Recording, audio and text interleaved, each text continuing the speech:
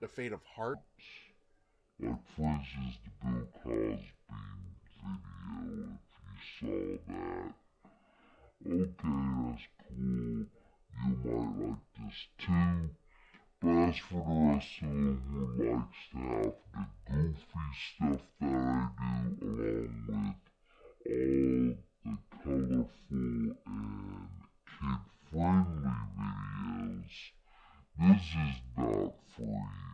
This is actually talking about real situations and things that makes you really wonder and think.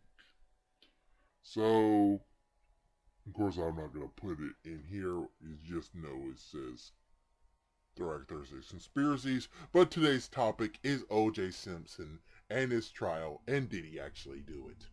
So, everyone, right here, I have a Jet magazine, and this Jet magazine says July 11th, 1994. And I'm actually going to read it to you.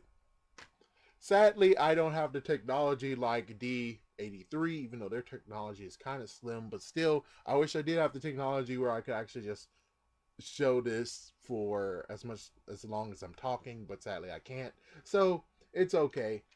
Anyways, I'm going to read from it. So, here we go. And it's this nice little intro called The Rise and Fall of O.J. Simpson. Here we go. Orenthal, really? No wonder he goes by OJ. I'm sorry to be a jerk, but I'm just saying, no wonder. James Simpson, excuse me, too much cigarettes, rose in drastic fashion from the vicious streets of San Francisco's predominantly black pot- portrayal. Okay, heel to become one of America's most enduring and beloved sports figures, pulling in millions of dollars annually. Now charged with the double murder of his ex-wife, Nicole Brown Simpson, age 35, and his friend Ronald Goldman, age 25. Oh, holy frick, I'm that age. Oh, God, no! Sorry. O.J. Simpson, as the world calls him, OJ, as the world calls him, has been quickly and shockingly reduced from his adored legend to prison number 4013970 in Los Angeles County Jail under suicide watch. Which, hey, that goes with the People versus O.J. Simpson. Yeah, that goes with the series, which is also the reason why I'm doing this. Of course, right here, of course, you won't be able to see it. Maybe I'll be cool enough to show you. Well, anyways, we get to have nice pictures of him going against the Buffalo Bills. He's there, number 32. We got a picture of his friend, the two sad victims of this, and O.J. Simpson in the picture. It's like at the top of this game, snowstorms and big linebackers could not stop him. Number 32 in the open field. The stellar sports figure has been reduced to a number, facing charges for murder of his ex-wife Nicole and his friend Ronald Goldman. Really? Why did they put this caption under the picture if they just had it right here that I just read? What the? Let's continue on, shall we? This is going to be a long book. Well, magazine. Anyways, after his father Jimmy left the family, Simpson, his two sisters, he has two sisters? Carmelita and Shirley, and his brother, he has a brother? Melvin Leon, were raised by his mother Eunice, a hospital ordinary. And of course, right here, we get some interesting things right here. We have a picture of him kissing his mom. On the lips too, which okay. And up top we actually see him winning an award, which let's see what it says. After the 1985 Hall of Fame ceremonies in Canton, Ohio, the inductees pose with their bronze sculpted faces. The entries are left to right. And of course, yeah, we got all these guys. I'm not gonna read them. Screw it. I'm trying to finish this in an orderly fashion. Okay, so Simpson once told Ebony that while his fatherless childhood was rough at times, it was hardly the stuff from which ghetto myths evolve. It wasn't all that vicious, you know? there's something growing about growing up in the projects, even though my father wasn't there. Charlie Norris's father was. So the father figure you got have been might not have come from your father, but from one of the other fathers. And of course, they even have more stuff on here. Yeah, I'm not gonna read it. I say screw this. All right, I'm not gonna read the captions on this. 1 second. All right, sorry about that.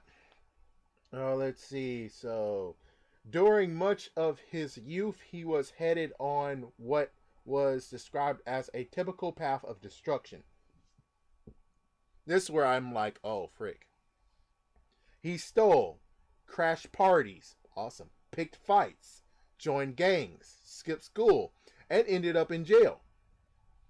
So I guess you can technically say, yep, I can see why they want to pin him now because they have lots of stuff of his past. But personally, you shouldn't allow your past or anyone's past to tell you what they're going to do in the future. Not unless they're complete idiots. I'm just saying. All right, let's see. Unlike most of his buddies, though, he was an ace phenom at speed. He had an ace phenom speed. Okay. Yes, there was speed. Also, there was extreme determination to overcome some physical problems. As a child, OJ wore special leg braces for several years after coming down with rickets. I guess that's how to say it. He was called a mama's boy and skinny legs. He was teased about having a big head and wore a specially made helmet. Huh. And he managed to overcome it all. His breathtaking speed and desire to please his mom, and some wise words provided by baseball legend Willie Mays, nice, of the San Francisco Giants turned his life around. When he was inducted into the National Football League Hall of Fame, a tearful Simpson said of his mother, a tearful Simpson said of his mother. I would figure it should have been a tearful Simpson said to his mother, but it says of his mother. Screw it. You just don't know what it is to be 8 years old and have all your friends think you have the best mom in the neighborhood. Okay. Yeah, right here. Vegas for vacation. She turned around and drove back in the middle of the trip to make sure she wouldn't miss his first Little League game. Not surprisingly, when police pursued him along the LA freeways, Simpson said he was indicated to officials that he simply wanted to speak to his mother. His lifelong friend Al Cowling, who grew up with him in San Francisco, put himself in great jeopardy. I'm trying to make sure I understand. Oh, frick. Yeah, they screwed me over. Before it said Vegas, it should have said during the same speech, he pointed out that while his mother drove the family 700 miles to Las Vegas, that's where I should have picked up. Frick. Stupid, man. I hate you, 90s freaking magazine. Okay, let's continue on. All right. To make certain that Simpson was able to get back to his home and speak to his mother, he drove the Ford Bronco that police followed for at least 60 miles along the freeway, which of course again we saw that in the promo for this series, emotionally urging law enforcement to back off because OJ had a gun to his head. Cowling was arrested for his assistance, but is credited by many with saving Simpson's life. Simpson's attorney, Robert Shapiro, really? Told reporters that Juice would have killed himself at his ex-wife's gravestone if not for Cowling's love and devotion. Thank God for Al Cowlings, Shapiro said. Some say Cowlings did not think about himself or the law, only a troubled friend. OJ gained international fame by the zigzagging Heisman Trophy winning running back at the University of Southern California and Almost Impossible 2. And it says turn to page 12. Okay, let's see. On page 10 is tape parade, whatever. Angels in the Outfield is being shown, and it turns out that it started on Wednesday, July 13th, and we're on page 12. Okay. I'm making sure I'm not going to get screwed over. Okay. Bringing down halfback with the Buffalo Bills, he single-handedly put the franchise on the football map. In 1973, he rushed for a then record 2003 yards in a single season. And to top it all off, he had good looks and a national charisma. For Hollywood and the advertising industry, he was a dream come true. Many remember him as the longtime spokesman for Hertz Rent-A-Car, the man who sprinted through airports to get to his car as observers cheered. Let me just stop right here and say this moment. So, you're telling me you believe this guy killed his wife and killed his best friend, which I didn't even know about the best friend, but you're telling me he killed him that, and if he was already that cult, then why the frick didn't he help Nicole Brown's father? Because he was the real key reason why Hertz is here today. Hertz Rental Cars. Because he helped fund the money or some kind of crap. He actually helped him. So it's like, dude, if he was crappy as hell, then why the frick did he help his father-in-law? Tell me that. Tell me that. Riddle me that, jerks. Riddle me that. Sorry for that little rant, but hey, it needed to happen. It needed to happen. Unlike many sports figures who fade into oblivion after their careers are over, Simpson was every bit as popular, if not more so, after he left football in 1979. I didn't know that. He retired with his hometown San Francisco 49ers after 9 years in Buffalo. Oh, okay. It was in San Francisco that his popularity continued to soar. After one of his 49ers games, a car full of ladies followed his sleek Lincoln for several blocks to get an autograph. Nice. And here's some pictures of him with some kids. Here's some pictures with him with some kids and a lady. Here's with the lady. Let me just see who her name is. Oh, this is what? Wait a minute. Emily Magazine put his sexy shot of a superstar gritter and his wife on the cover. So so he had a first wife, I guess? Adds even more to the thing. It's like, who's not to say that the ex-wife got pissed the frick off and said, Nicole, frick you. Bam! You're here too. Bam! It's like, yeah, the ex-wife could have killed him. Let's see what happens on this, because I really hope that they actually talk about how the first wife, apparently, I don't even know. I'm not sure. I'm just going by what this picture says. All right, from him and to Chit Chat on a team tour of Marine World, he was the primary target of a group of suntan blonde employees. A couple of them slipped him away secretly for a quick Bloody Mary. When he left pro football, Ebony notes there was not a bruise or and they have a picture of Bump Fighter. I bet that's a dead now. A Bump Fighter thing. Inch of fat on his well-sculpted upper body, and he slightly bound legs still could carry him over 40 yards in about 4.3 seconds. Yeah, so yeah, here it is. Sorry, little side note. They have more pictures. out of town.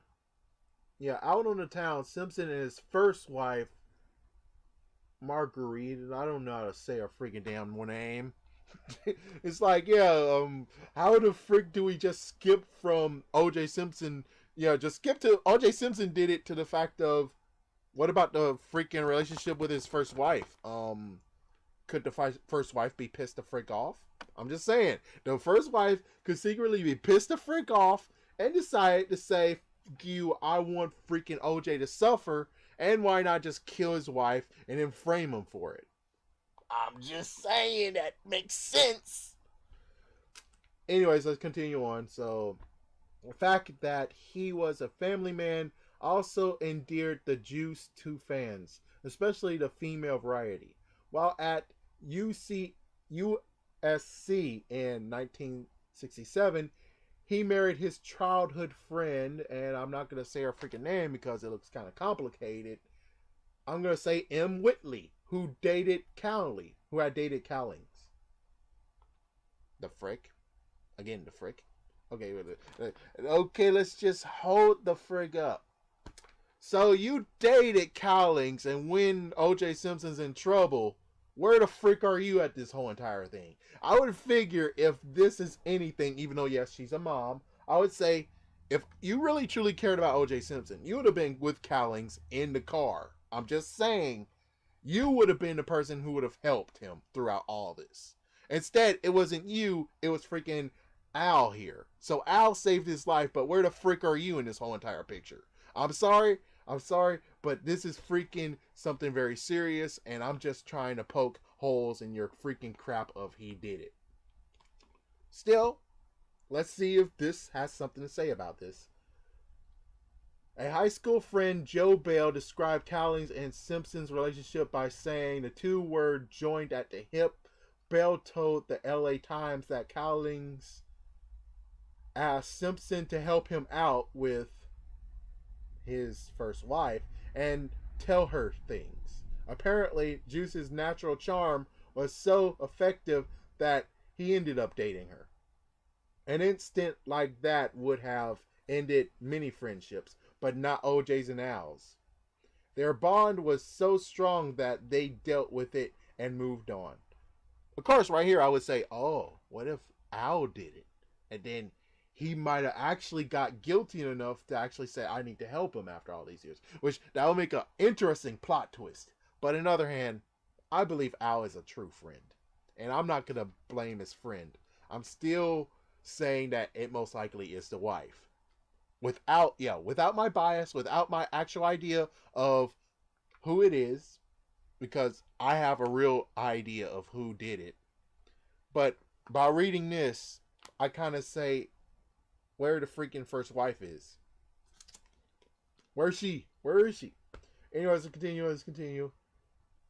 Simpson helped his buddy develop better study habits, and the two attended San Francisco City College and USC together. Simpson flexed muscles and saw to it that his buddy was drafted by the Buffalo Bills in 1970. Sorry for that little blah. Cal also cleaned out his career with the 49ers team along with Simpson. Soon after Simpson turned pro, there emerged reporters of marital trouble, I guess. During some of the early Buffalo years, Marina and their children stayed in LA. Being on the road is a strain. I mean, you know how your lady is, she wants you there. But after I make the transition from football to whatever else I will be doing, things will be different, he told Ebony in 1976. So many women found him irresistible that his sex appeal and incredible success off and on the field threatened to take a toll on his career. And of course, here's some more pictures. Well, anyways, in a 1978 Jet cover story, Simpson said his teen girls had cornered him for autographs. He was named a paternity suit. Wow. Fraternity suit. Stewardesses conveniently sat on his lap and had to deal with rumors of affairs such as with such women as Liz Taylor and Sophia Loren. After one pregame, sorry, I had to check something out. Okay. After one pregame in San Francisco, a car full of excited woman, my goodness, women followed his Lincoln for several blocks to get an autograph. When other motorists saw him, they backed up to plead for autographs. Wow. It's not that I don't want to be a sex symbol, he's told Jet from the driver's seat of his Lincoln parked near Potrero Hill. It's just that I don't understand it. If you're healthy, and I mean I'm healthy, and you're visible, you're gonna be somewhat sexy. Look at Sylvester Stallone. Holla at Sylvester, apparently. As a dude, Dukes, not, oh yeah, baby.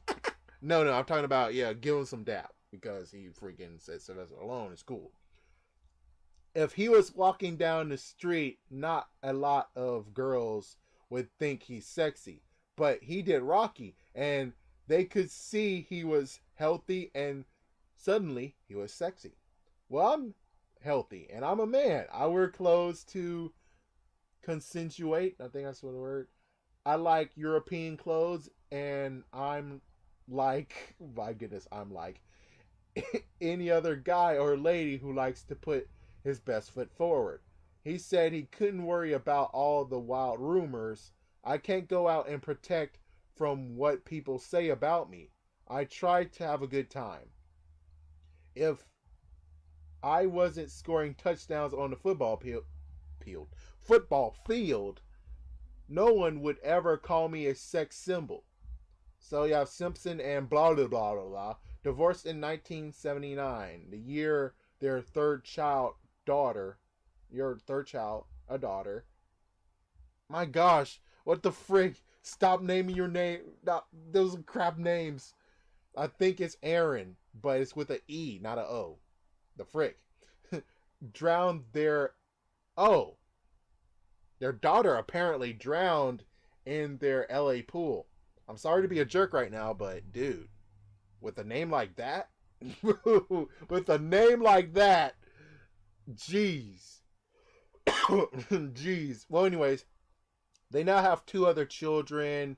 Arnielle or some kind of crap. She's now 25, but this is 1994. I'm reading this, so she's much older. And Jason, which Jason has a decent name. And now it says flip to 52.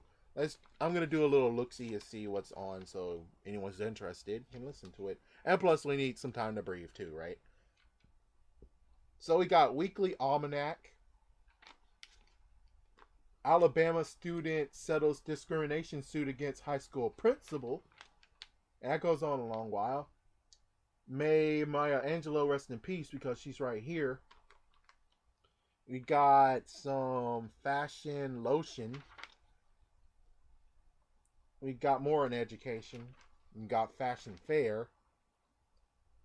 Honoring the space shuttle astronaut Donald McNair.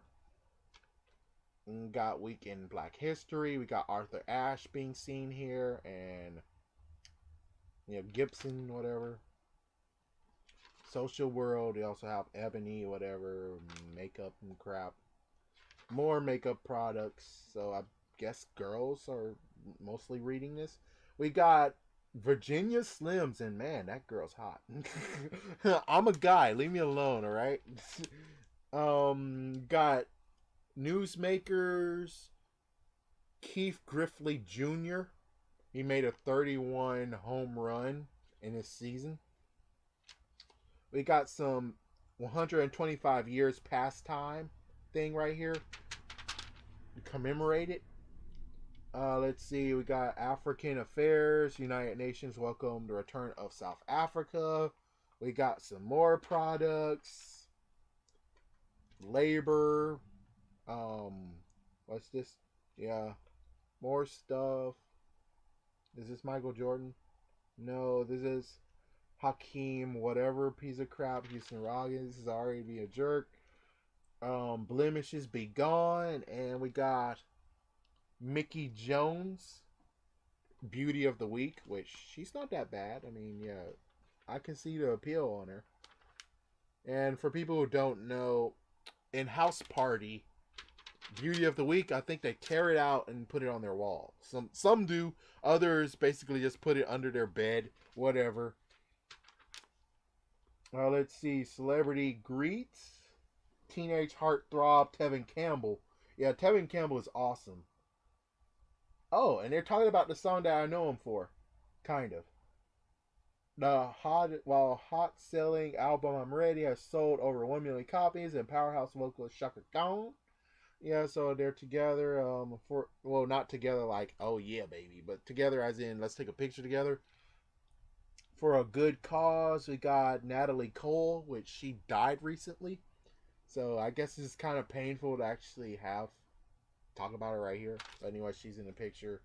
The Rockets blast Knicks to win their first NBA, sorry, not NFL, championship.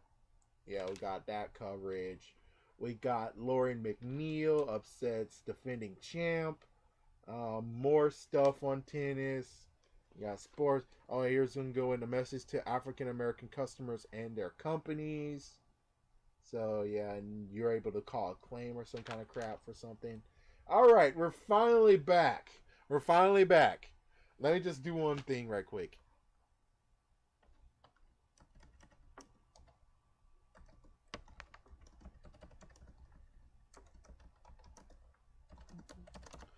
All right, sorry, I had to do that. I had to do that little thing. Okay, we're finally back to the main topic.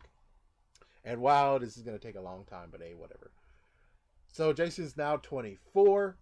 An emotional Simpson told reporters in 1979 that football helped ease the pain of the daughter's death.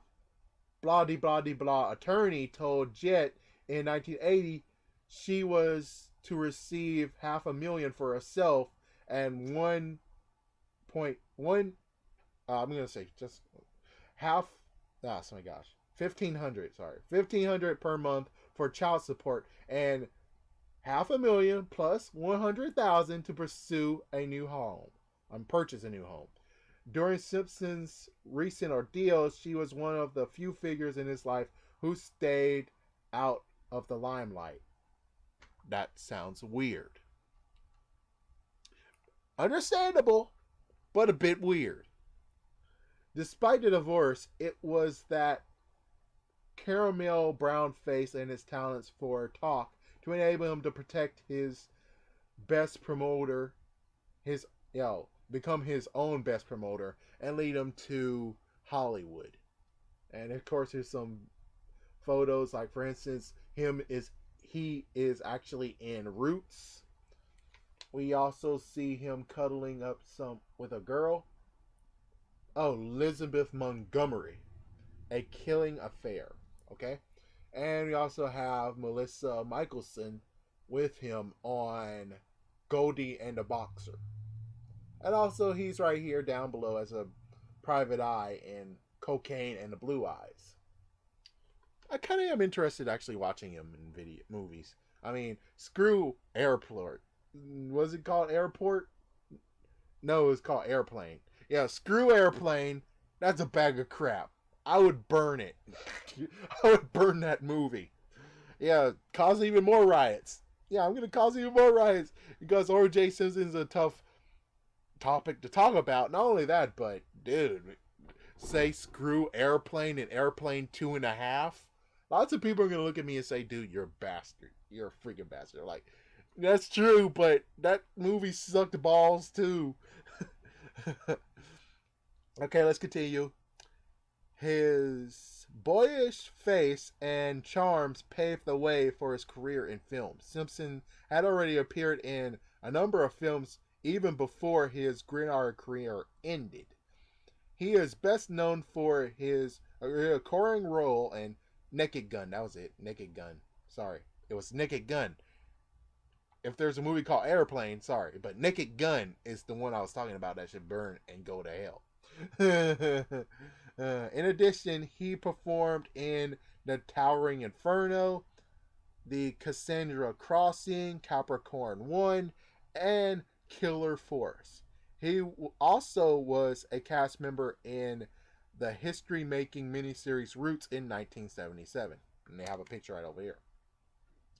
Simpson, for some reason, received some immediate and heavy criticism when he made a television movie about an interracial romance with Elizabeth Montgomery, titled A Killing Affair.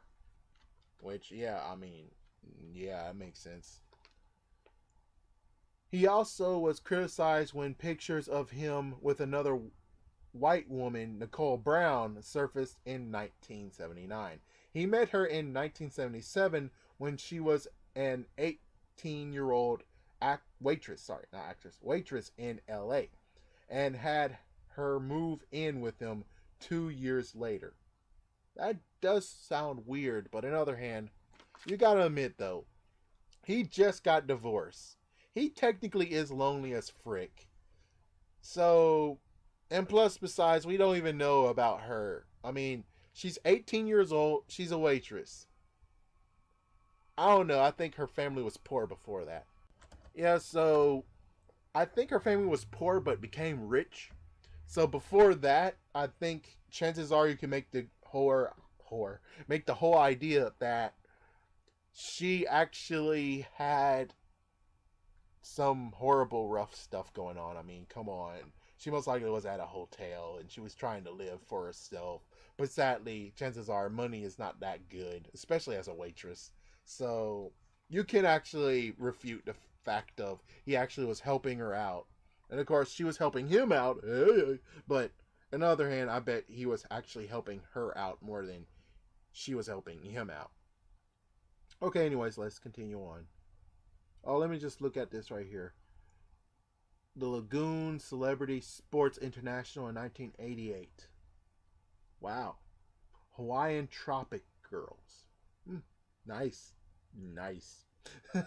Alright, anyways. The two, by many accounts, lived a lavish life, traveling around the world in style, living in beautiful homes on this is LA, but Los Angeles plush West Side, and an elegant New York apartment. Nicole, a blonde model, tooled around LA in a beautiful Ferrari. Alright, 1 minute, let me just look down here. Naked Gun, Big Laughs, Detective. Yeah, I hate Naked Gun. For the person who actually started Naked Gun and was technically the main character, I believe he deserves to rest in peace. But on the other hand, it's totally a big good. So they can't make a new Naked Gun because he's gone. Once he's gone, it's like the only way they can do it is that they make a new person. And even if they cast a new person to take his place, it's not going to be as good. It's like taking Steve Martin, decided to get Steve Martin to do it, which does make sense. But on the other hand, you're not going to get as much sales as you did way back in the day. And plus, besides, we got Ernest too. The person who played Ernest, he died in 2000. We know for a fact that if he continued living, there would be even more Ernest movies, and Ernest needed a rest. Now I would like to see Ernest again after this long pause of no Ernest movies being shown. I would like to see Ernest like a few times. Yeah, don't make it like a marathon that continues like every single day and every month. No, just allow it to be like at least 3 years gap. You play it for 3 years. Right now, you do it right now. Then you play it in 2019. Then you play it in 2022. Just be nice. Just have a decent gap and not be crazy enough and do the whole, we're going to show it again. We're going to show it again. We're going to show it a month later. We're going to show it again. It's like, please no. All right. That's why Ernest is technically dead. Sorry for a little thing, but I guess it kind of brightens up stuff too, doing it. Alright, anyways, after a stormy 7-year marriage, Simpson and Nicole divorced. Oh, they divorced? Oh, frick, really? Huh. She reportedly received by prenuptial agreement $430,000 outright and $10,000 monthly to support their two children, daughter Sydney, which I would like to see who Sydney looks like now, and Justin. So Sydney's 9 when this is written. Justin's 6. When she was killed, she was living in a 650,000 condominium in the upscale Brentwood section of LA, 2 miles from OJ's $5 million home. Holla. And now it is over. Hertz dropped Simpson as the spokesperson after he was charged for murder, and the media, the organ that showered him with compliments for the last 25 years, has attacked him nonstop since his name emerged as a suspect. The Los Angeles District Attorney Gil Garcia has said the case is about domestic violence, and the subject has appeared on numerous talk shows and news programs.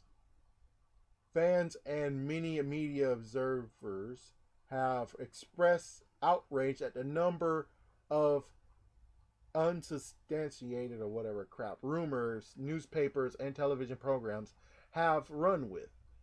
There had been much reporting of a ski mask being found at Simpson's estate. During hearing, the district attorney's office was forced to admit that it does not exist. Fans buy, and then you have this project finish crap product. And then you have right down below, Simpson's kids from the first marriage, Arden and Justin, supported their dad's film career, which I do have to admit, Arnell, I guess that's how I say it, she's cute. I do have to admit, she's kind of cute.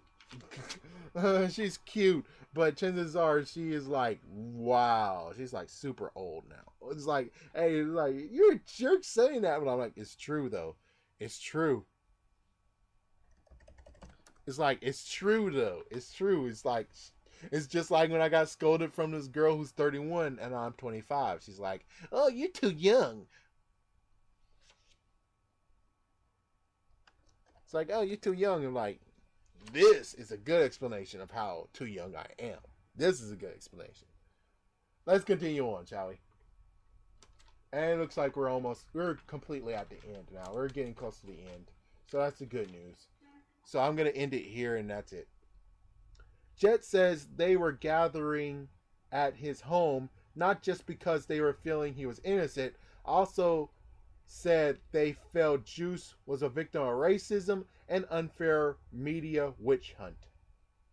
Simpson could be heard yelling on a 911 call leaked to the media. The tape was digitally analyzed and enhanced by the Associated Press by George Papkun.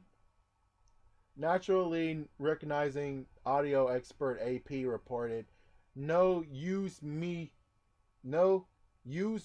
hitting you, you know, I don't give a S anymore, Simpson can be heard saying on a 911 tape. Could you please leave? Please leave. Please leave, Miss Simpson responds. At another point, Miss Simpson asks Simpson to be quiet because their kids are sleeping. He replies by accusing her of performing oral sex on a man in a living room. They were here. You didn't care about the kids then. Oh, it's different now, Simpson says. Police and prosecutors blame each other for the tapes released to the media.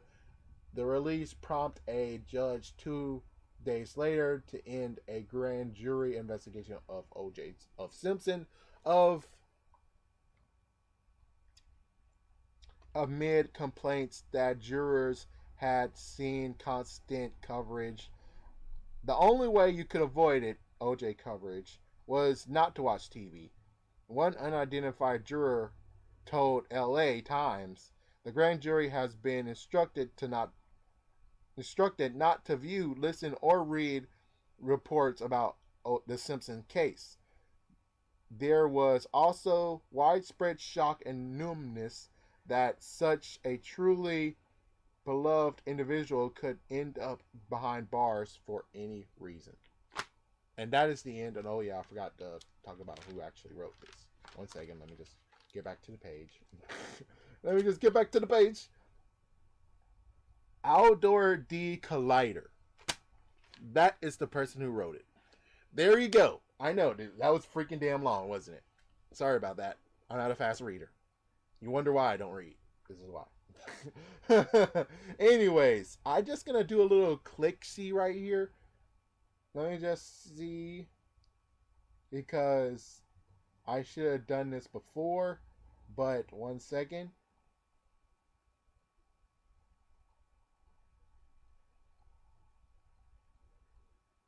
Let's see. So it looks like my idea.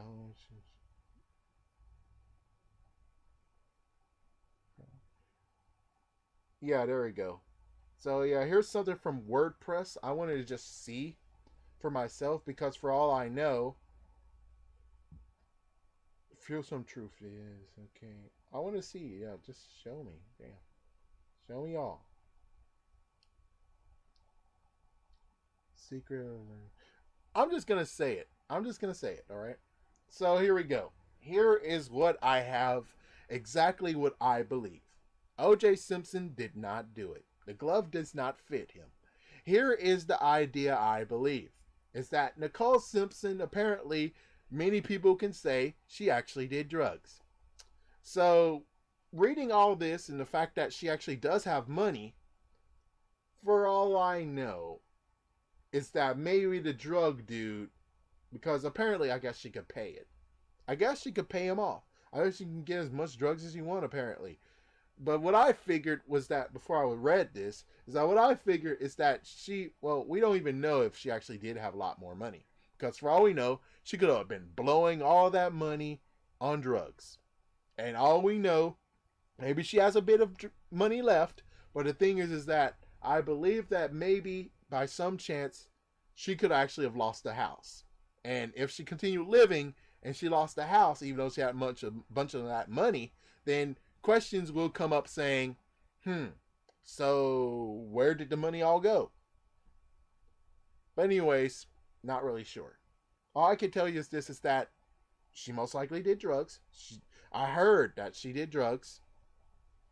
And it makes more reasons of why in the world this happened. Because if she didn't do drugs, then completely throw this off. But on the other hand, it does make sense. So what I believe is this, is that she had a big, huge debt to a freaking drug dealer. The drug dealer decides, well, if you're not going to freaking damn give me the money, I have no choice but to kill you. So what he does is hires a hitman. And the hitman kills her. Sadly, Goldman here was there too. And he got killed too because no witnesses. No idea where the kids were during this murder. Maybe they were upstairs, but other than that, it's like, and even so, it's kind of like I don't really get it. And just the fact of, if let's in quotations, if OJ did it, and the kids were upstairs, which doesn't make sense. I think the kids weren't even there. Why would he kill his kids if he's like, who's going to take care of the kids? Yeah, he can. Yeah, of course he can take care of them, but I believe he's more in touch with, of course he did, was an anger, but on the other hand, either way, I'm just going to say this, is that a hitman freaking killed Nicole and this other guy. The hitman made sure that he did a good job and left no trace. And the hitman has a freaking damn logo. And his logo is a white glove. Oh my gosh, where did the white glove come from? Oh, the hitman left it as his trademark to show he did the job. Now, if the policeman never actually thought of, hey, what if this is a calling card from the hitman? Then you can go in many, many other cases. For right now, I'm not going to do their job, but let's just say there's many out there who were murdered and they found a crazy white glove. But the crazy part is that since OJ is black and they don't want to do their freaking damn work, they decide to just say he did it instead of, hey, dude, check this out.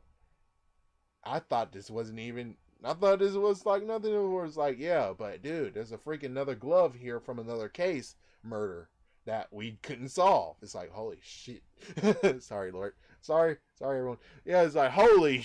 And then they start digging up and they find out there's so many case murders, so many murders, where it's like, holy frick, a white glove was left behind. Holy meaning that there's a hitman out there who is killing people, being paid to, and the thing is that you'll never catch him because he's too good. So instead of taking that and getting middle finger and saying, yep, there's a killer out there that you can't catch because you guys can't find him, he's too good, instead you decide to pin it on OJ. Which, yeah, that's kind of still stupid. Without that idea, my idea would actually be, well, notice the fact that there was a fight going on.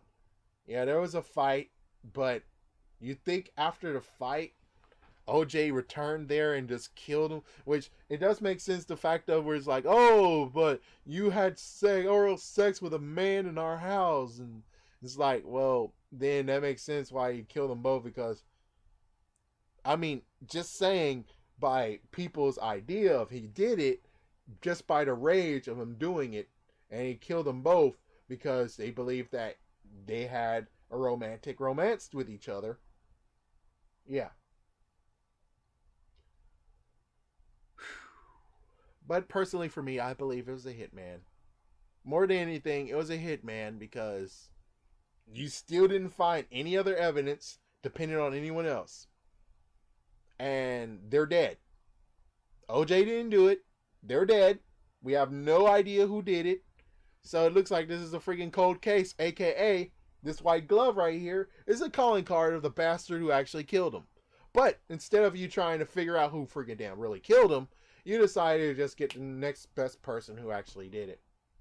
So yeah, it's a good idea, but I would love it. I would love this part where you have the hitman watching the TV, laughing the crap off by saying, you believe OJ did it?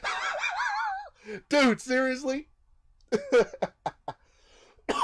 And the good news is that at least the hitman wasn't that stupid of saying, dude, seriously, you think he did it? You're going to give him credit for what I did?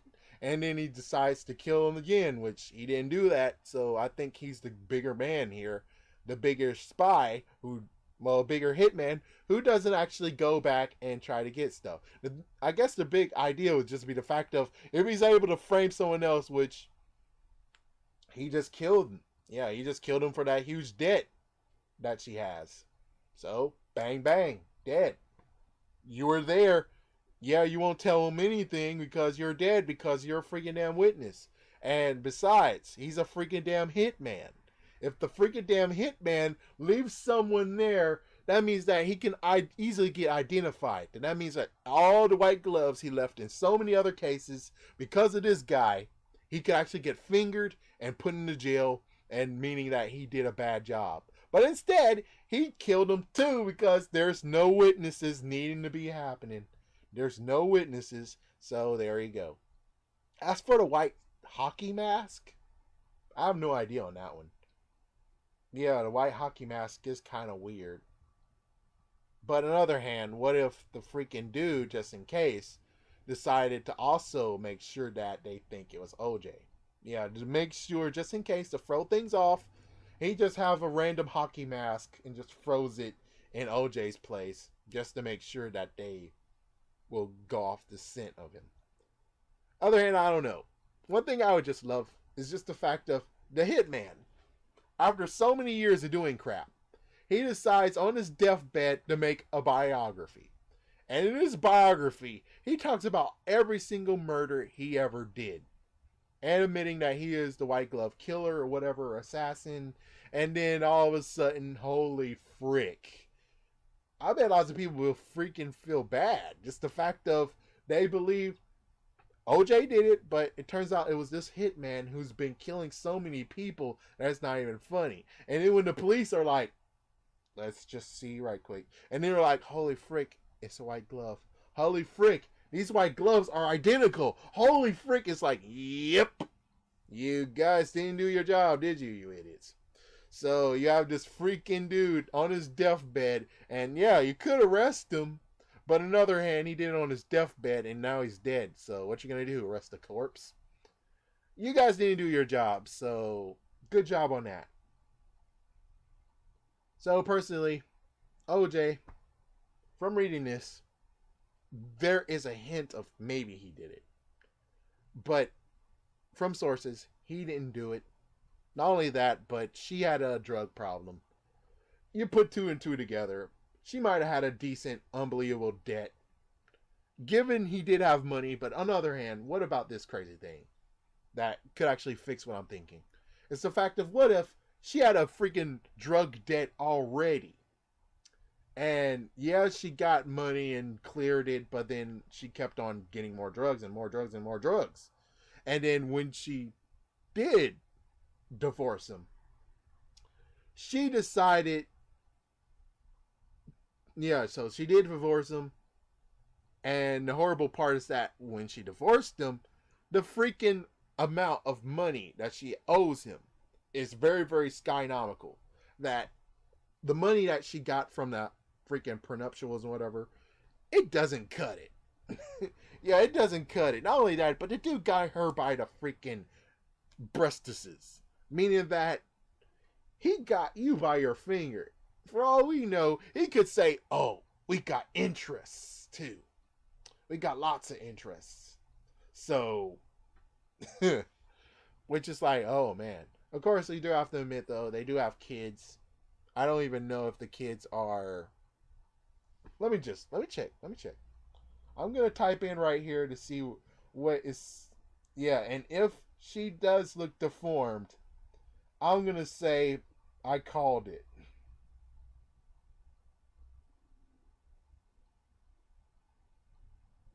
Alright, let's see what we got.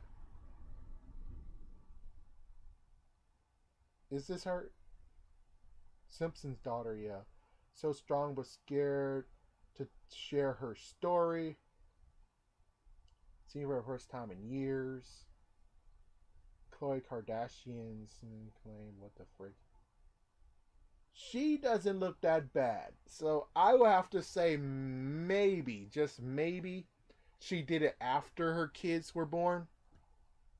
Or by the graces of God, her freaking kids weren't deformed when she was doing drugs. We have no idea what drugs she was doing anyways.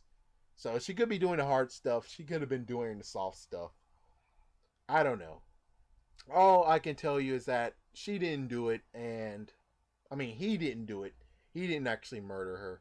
Why murder her if he actually helped her father to get hurts up and actually become a success? You actually helped him.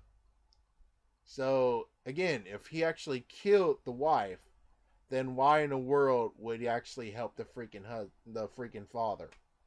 He helped her father out.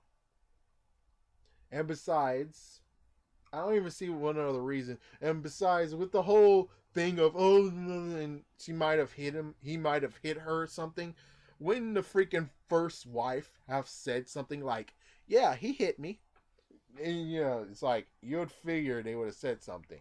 But no, she didn't actually divorce him for that. It looks like she divorced him in the wake of the third child drowning. And that really broke her heart. So I think that's about it. Of course, I could still say by forgetting what I know and just what I read, I think the first wife could actually have reason to kill. Because, come on. Seriously? He's finally out of the NFL. He actually is hanging out more with her and the children. So why not get jealous enough to be like, this is some bullshit. I was with you in the football days, and she gets to have you when you're actually now free to do whatever. That's some bullshit. screw you, I'm gonna cause you pain. I was like, yeah, screw you, I'm gonna cause you freaking pain like I did with the third kid, naming him that. Oh, sorry. But hopefully this is a nice little eye-opener. Me personally, I feel more informed in just the fact of it's weird how I guess the hitman might be phone off, but the real question is, how did the white glove get there? I mean, do you think freaking OJ Simpson or anyone that matter will actually buy a freaking glove that doesn't fit? Me personally, I was in a marching band. There was a glove that couldn't fit, and it said one size fits all, and it couldn't fit. Do you think I kept those? No. He said, oh, if those don't fit, you can give them back. And I gave the gloves back. I didn't try and force those on me. I gave those gloves back to the guy who bought them, the director. So you'd think OJ Simpson trying on gloves and decided to keep the glove with him. And yeah, I would figure OJ Simpson, when it comes to anything that doesn't fit, he will take it back. I would figure as much. Not only that, but if he did, it's like, where's the other glove? That's the real true question. Of course, yes, OJ Simpson could have thrown it away, but it's like, on the other hand, why didn't you just take those two gloves back to the store in the first place? So, me personally, I think it was a calling card. Some dude just killed him. Killed him for personal reasons. Drug lord or something like that. But of course, you can go down below. Chances are this is going to get so thumbs down, it's not even funny.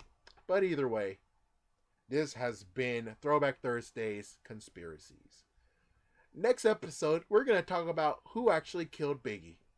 I think I know a main suspect that for some reason no one actually points and say, hey, that seems like a decent suspect. But yet they have no reason to actually... Yeah, I would at least like to have this guy that I believe that could have killed Biggie. I would at least like to have like some video on record that actually shows holy frick, just a nice little holy frick of he did it or didn't do it, or at least maybe even crazy enough is the whole idea of holy freaking crap, he doesn't have an alibi on that night. But anyways, you'll find out next time. So for anyone who's salty out there, go ahead and leave a horrible, nasty comment. For those who has their eyes opened, definitely leave a like. If you have any questions or anything to actually help me with the idea of who might have killed them, who might have killed those two actually, definitely leave it down below. Anyways, thank you for watching, and I told you it was gruesome. For anyone who's still stuck here, I told you it was gruesome.